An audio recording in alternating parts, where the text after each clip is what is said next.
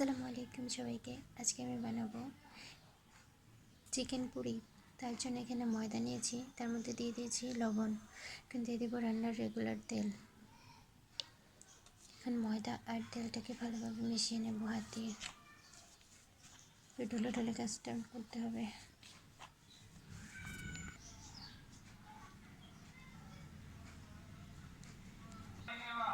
এখন পরিমাণ মতো পানি দিয়ে একটা ডো তৈরি করে নেব, সফট একটা ডো তৈরি করে নেব। এরকম সফট একটা ডো করে নেব। এখন এটা রেস্টে রেখে দেবো 20 মিনিট। এখানে আছে মেল্টেড বাটার, আপনারা চাইলে এখানে তেলও ব্যবহার করতে পারেন, তবে বাটারটা দিলে বেশি খাস্তা হয়। এখন এতে মিশিয়ে নেব ময়দাটা মিশিয়ে একটা পেস্ট তৈরি করে নেব। ময়দার মিশ্রণটা এরকম হবে। এখানে চিকেনটাকে আমি সিদ্ধ করে নিয়েছি লবণ, আদা বাটা আর রসুন বাটা দিয়ে সিদ্ধ করে, তারপরে এরকম ছিঁড়ে নিয়েছি। আর এখানে আছে পেঁয়াজ কুচি, আর এখানে আছে কাঁচামরিচটাকে আমি বেটে নিয়েছি আদা বাটা করে। গোলমরিচটাও আমি বেটে নিয়েছি। চুলায় একটা প্যান বসিয়ে দিয়েছি। এখন প্যানে দিয়ে দেবো তেল। তেলটা গরম হয়ে গেছে, এখন দিয়ে দেবো পেঁয়াজ কুচি। পেঁয়াজটা নরম হয়ে গেছে, এখন দিয়ে দেবো চিকেন আর কাঁচামরিচ বাটা, সামান্য লবণ, যেটা আমি আগেই লবণ দিয়েছিলাম, সেই পর্যায়ে সামান্য দিলেই হবে। দিয়ে দেবো গরুর দুধ। গরুর দুধটা অবশ্যই দিতে হবে, এতে করে চিকেনটা নরম হবে।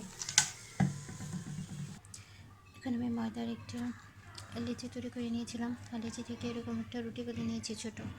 এখানে দিয়ে দেবো বাটার আর ময়দার পেস্টটা দিয়ে এভাবে সব জায়গায় মিশিয়ে নেব। এখন স্কোয়ার শেপ পরোটার শেপ দিয়ে নেব।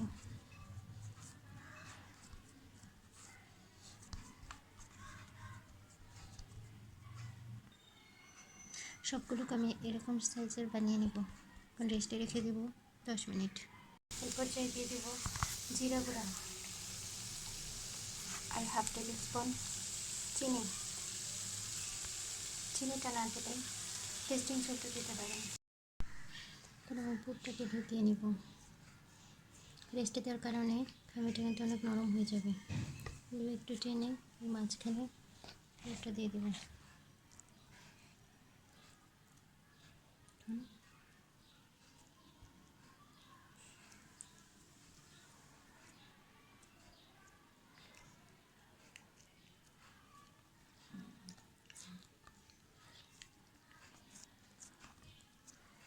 চেপে চেপে একটু পাতলা করে নেব।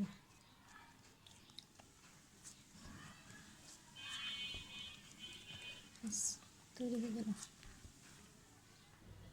চুলায় তেল দিয়ে দিয়েছি, এখন কচুরিগুলো দিয়ে দেবো।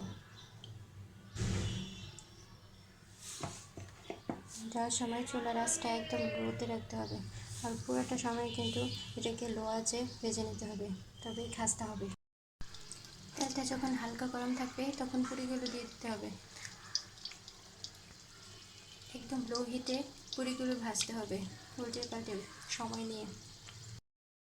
পুরিগুলোকে পর্যায়ে কিন্তু আপনারা উঠিয়ে ফ্রোজেন করে ডিপ ফ্রিজে রেখে দিতে পারেন।